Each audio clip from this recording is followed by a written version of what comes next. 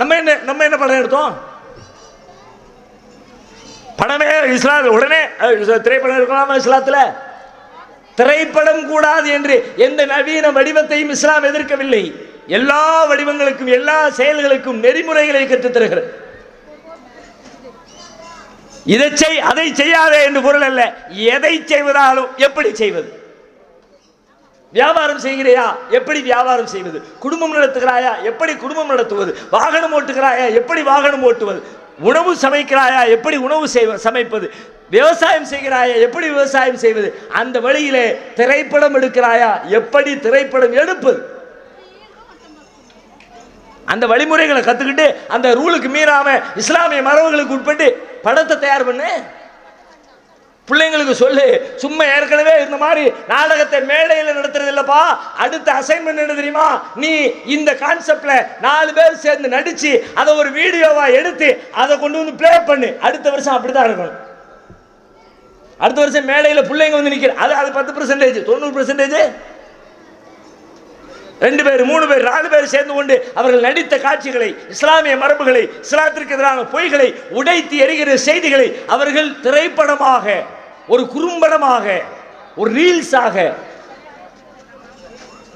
தயாரித்து அதை தயாரிக்கிறதுக்கு இன்னைக்கு ஒன்றும் பெரிய 10 வருஷத்துக்கு முன்னாடி மாதிரியா இவ்வளவு பெரிய கேமரா வேணும், அதை இயக்குவதற்கு ஒரு கேமராமேன் வேணும், அதை கம்ப்யூட்டர்ல போட்டு எடிட் பண்றதுக்கு பெரிய எடிட் எல்லாம் பிள்ளைங்களுக்கு அத்துப்படி. இன்னைக்கு மொபைல் போனை வச்சுக்கிட்டே முடிச்சிடறான், அதிலே எடிட் பண்ணி முடிச்சிடறான், அதிலே எல்லா ஆப்ஷனும் கொடுத்துட்டான்.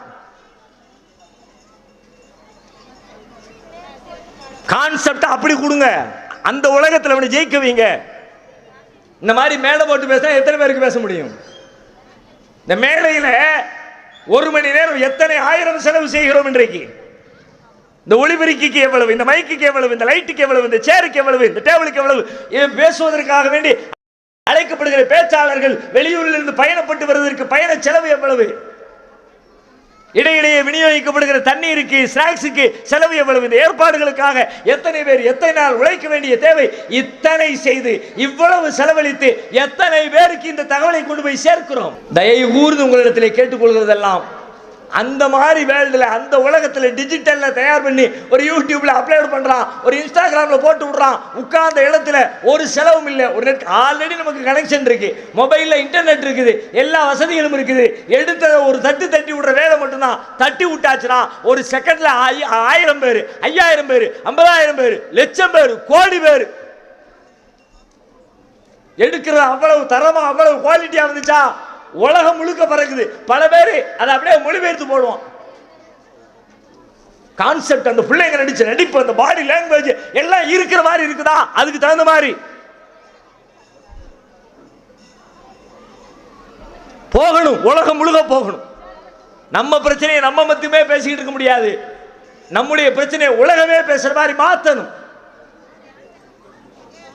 உலகத்தின் நெருக்கடி வரணும் இந்தியாவிற்கு. இந்தியாவில் நடைபெறுகிற அநியாயங்களுக்கு, அத்துமீறல்களுக்கு, அடக்குமுறைகளுக்கு எதிராக உலக தலைவர்கள் தங்கள் கண்டன குரலை பதிவு செய்யணும். ஐநா சபையிலே விவாதிக்கணும். இந்த அடக்குமுறைகளை நிறுத்து அப்படின்னு அங்க ஆர்டர் போடணும்.